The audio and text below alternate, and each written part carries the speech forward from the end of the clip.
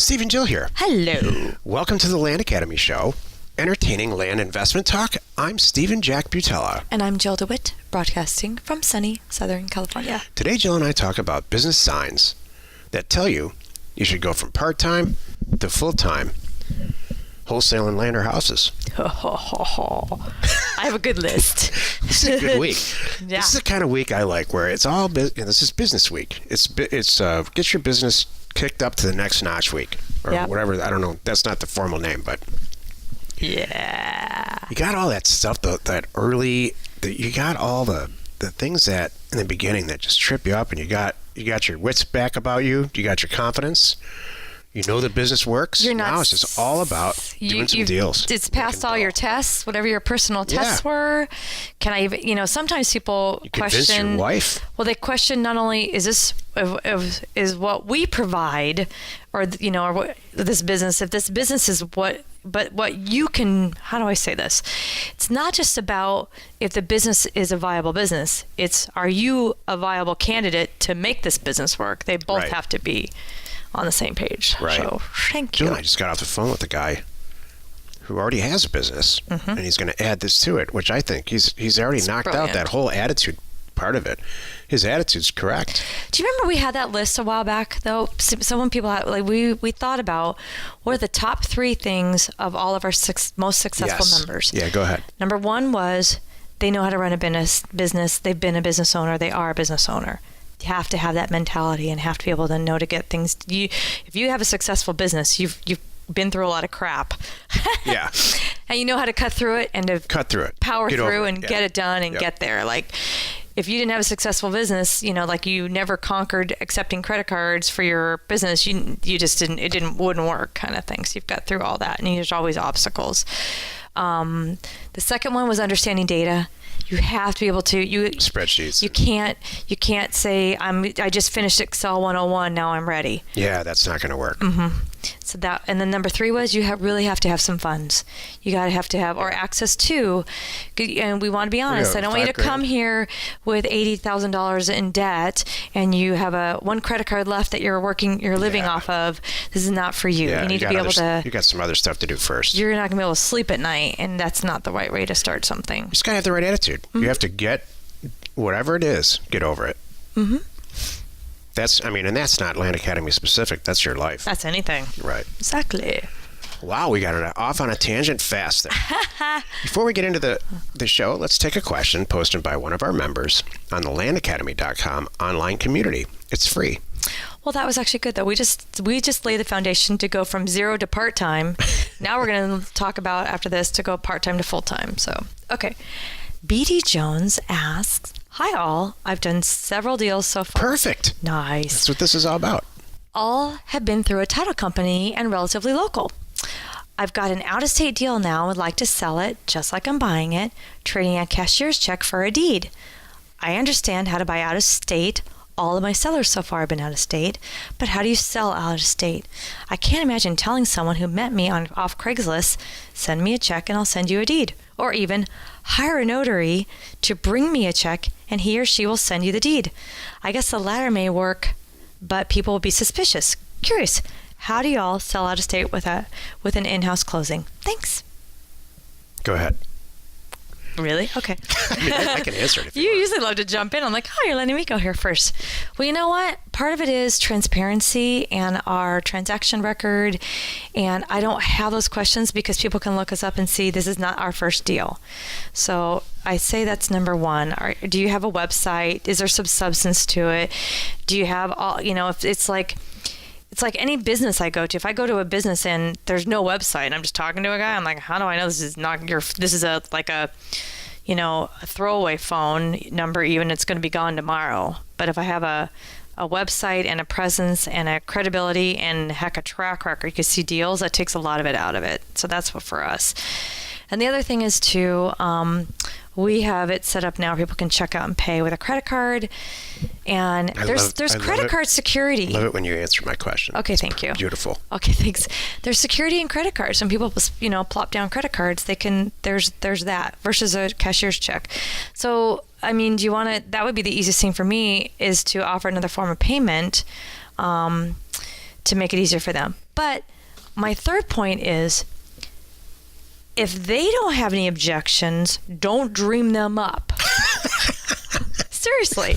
I wonder, too, if you're going, no one's going to believe me, I shouldn't even do this. Well, hold on a moment, BG. Go down the path first and go through it. BD, excuse me. Go down assume that there are no objections, and then when there are objections, then address them and answer them and solve them. That's the easiest thing, too. If you just say, hey, here's how I usually do it in these situations. Here's the deed. I'm going to show you the deed. Here's all, if you need to see some documentation, whatever. I don't know if they need to see, have it all spelled out what's going to happen, and just, I guess, go down the process. And unless they say no, then follow all the way through, and it's going to be fine. What do you want to add, Steve? There's two types of real estate deals, land deals. There's deals that you close through title because they're big, dollar big. And then the other kind is the ones you don't. You process yourself because they're small. If they're small, you need to take credit cards. And you're going to remove this whole thing from your life. Mm-hmm. It's not just the trust factor. There's a lot of paper moving around and a lot of stuff. And then you're going to lose some sleep. They're going to lose some sleep. Do yourself a massive favor and get credit card processing today. And I'll tell you, you didn't hear this from me. But if you go get PayPal, which you probably already have, if you process one land deal on PayPal, it's not going to send off any sirens. Right. It's truly not part of their program. It's not part of their accepted product type to sell. Stripe, PayPal, and whatever, BluePay, I think. Moonclerk, all those. Mm-hmm. They eventually will say, knock it off. Right. But if in a pinch here, if you need to sell a property, you can send them even with PayPal, you can do it. And it's not a ton of money. Mm-hmm. But you need to start down the path with a company like Heartland Processing Systems, which we spent a year talking to them and setting up a whole department for all of our group. So you can just call and start down that path. It's not going to help you immediately, but start down that path. Mm-hmm. The other thing you could do if you're bent on doing it this way is have a buyer call the people you've just sold property to and say, is this guy a stand-up guy? Did he follow through on it? Does he really own it? And build a case. But I'm telling you, it's a lot of work to do that. It's a lot of calls and paper and all that. You know what? And here's a bomb too. If you have the presence, if they do have any objections and they're not comfortable with it, fine, move on to the next guy. Yeah. It's okay. Yeah, I mean, but still, you're kicking the can down the road. You need to accept credit cards, period. Well, that's a process too. Yeah, but he could still do process a payment right now on PayPal for one deal. Exactly. No one would know. Get the thing done. And set anything up. Don't put in there for sale of 10 acres in Nevada. Don't put that in the PayPal thing, because that might set off a little red flag. Exactly. But you could put an APN number in there, and no one would know if it's an invoice or an APN. A couple of shows ago, I was actually laughing about how to deposit money, and this is a question about it. Mm-hmm. It's a concern people have. It is. See? I told you. How do I deposit this money in my bank? Someone wants to give me money. People are trying to give me money. Take it. So, cool. Today's topic? I'm sorry, were you done? I guess I am. Are you done? Yeah, it's fine. Today's topic is, what are the business signs that tell you to go from being part-time to full-time in the land flipping business? This is the meat of the show. I know you've written down all kinds of cool stuff. Okay, I wrote down 3 things and I thought I'll blast them now, and then we can talk about them and see if you have any to add, because I think this is good. So the number 1 business sign sounds like Dave Letterman. The number 1 business sign you need to go from part-time to full-time is... Your mom kicks you out of the house. Well, no, yeah, here we go. Number 9. Yeah. You're losing money since your day job is taking too much time. What the heck does that mean, Jill? Explain it to us. That means that you're full-time at another job, and you're part-time in your land business. And your land business is taking over your day business. You've used all your vacation time. You've begged your boss to go, you had to go do this thing. All your sick time's gone. You're about to fake a back injury because you need to be present, because you are losing. You have had those deals going, wow, how much money did I take home in my day job, and what could I have done? Your job's costing you if money. I close those deals. You're looking at yourself in the mirror after you're done shaving, and if I didn't go to work today, I could probably make twice as much money flipping dirt. Bingo. That is a good indication that it's over. That's it. My other thing is too, your wife's unhappy. There's a little a PS to that too. Not only are you standing in the mirror going, I could make more money, and my wife's about to shoot me because I'm in my home. When I come home, I run to my home office, and she doesn't see me till 10 o'clock at night. That's a problem. Yeah, too. Yeah. Yeah. So that's part B of that. That's but if you have an unhappy wife, chances are. Oh, here we go. This is not an uncommon. This has nothing to do with the show. Go ahead. If you have an unhappy wife, there's all kinds of stuff going on. Because really, what she should be doing is she should come to you and say, I haven't seen you for 2 weeks. I love you anyway. Is this going to end? I'm being patient, and I understand you got to do this for us and the whole thing, but it just can't be endless. That's how a wife should approach this. I have to open the door and slide in meals and close the door. She shouldn't approach it like, you don't love me. I knew you didn't love me. You love your computer. You love to go on this tangent. Yeah. But is there something going on you want to share? Not with you. Okay. You're perfect, actually. Thank you. Thank you. You're silly. All right. Ready for my number 2? Yeah. Okay. Number 2 reason, the business signs that tell you are a real estate junkie. Yeah. You cannot drive down the street, thank you, without trying to estimate property values. God, I do that every day. Yep. Do you do that? I do. I do. I do.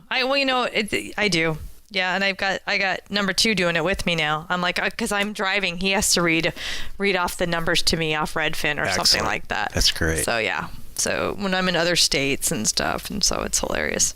I'm so fascinated right now with putting houses on water, like in Sausalito. Oh. They just have floating houses, and they're for sale, and they're not expensive. Yep. Like in Harry Met Sally, that kind of thing. Yep.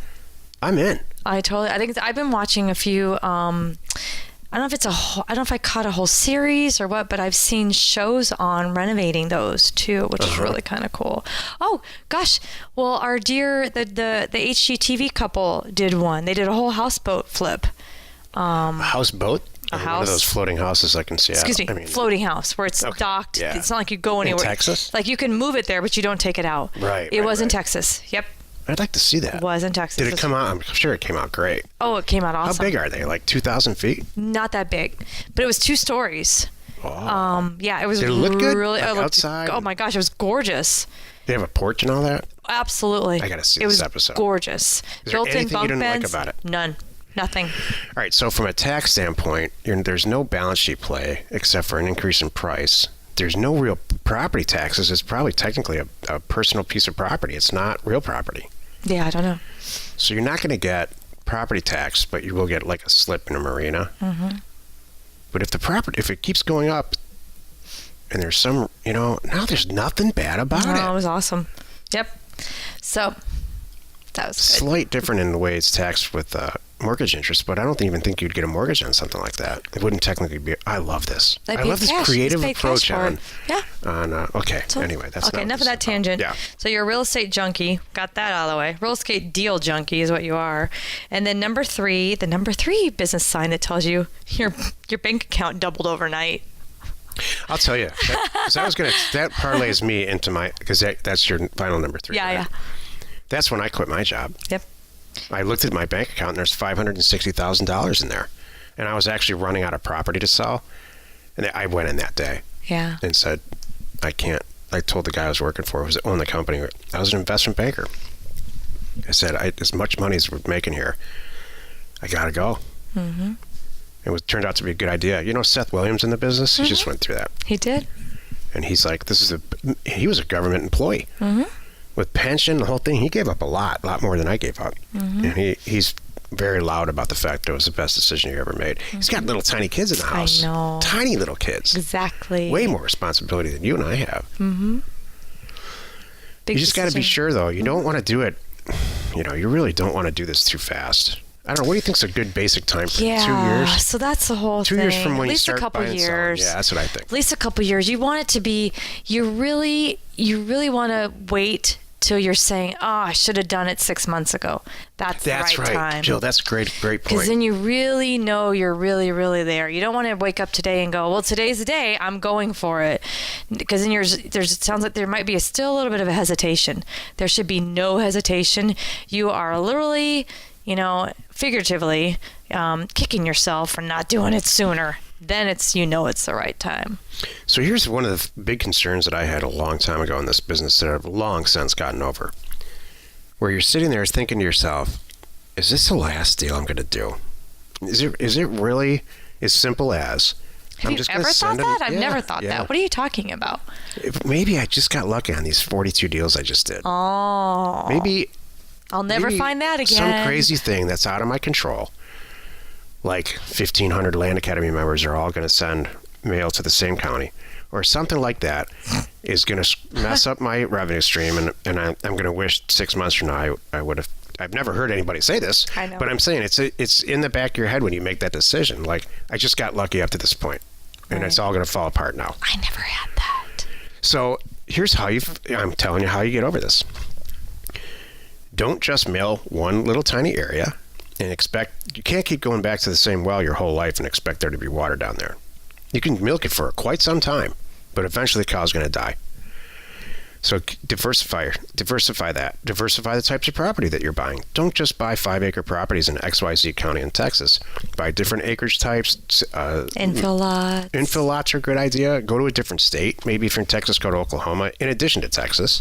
Mm-hmm. I'm just choosing this cabin property. Lake property, which leads me desert. into House Academy. So the more you can diversify all this and then start buying and selling houses, wholesaling them, the more you're going to really, truly convince yourself. But I'm telling you, even if you just did say in 2 or 3 county, we have members who just say in 2 or 3 county area, and that's it, and they kill it. And they're happy. Yeah. And they've nailed it. And they might, you know how they diversify? Once they get into it, they're like, okay, now I know how to deal with everybody who's lost a spouse and their spouse is on the deed. Like I know, now I'm a pro with this kind of transaction. So they'll still grow and learn other things, which is awesome. Maybe they'll up their maybe they're in those same counties and they're upping the property size, and now they're subdividing the properties and making more money that way. That will never go away. No. That will never go away. Yep. And that's how you retire in 5 years. Exactly. You buy a big piece of property, subdivide it down into 1 to 5 acre properties, do it all legal, do it correctly, do it with a partner if you need to. Mm-hmm. That's some dough. Exactly. That's recession proof, knock on wood. Mm-hmm. I think we covered them all. You think? I do. Well, you did it again then, I guess. You spent another 20 minutes with us listening to the Land Academy Show. Join us tomorrow for another interesting episode where we discuss the signs that you've actually arrived, air quotes, in this business. You've arrived. Your ship came in, Yes. and you're standing there, patting yourself on the back, saying, I actually did it. I guess I am a real investor. Yep. And we answer your questions posted on our online community, found either from landacademy.com, or you can go straight there to landinvestors.com. It's free. You are not alone in your real estate ambition. You think we've arrived? Honestly, is that a trick question? No, I'm asking you, really. Oh my Like, you sit around and gosh. say, oh, I've arrived. Yeah. Do you really? Oh my gosh. God, I never do. Really? Yeah, never. Oh. Maybe my list was smaller than yours or something. I was talking to number 3 yesterday about the stages of wealth. The 3 stages. We'll talk about it in the next show, but there's 3 stages of wealth through me.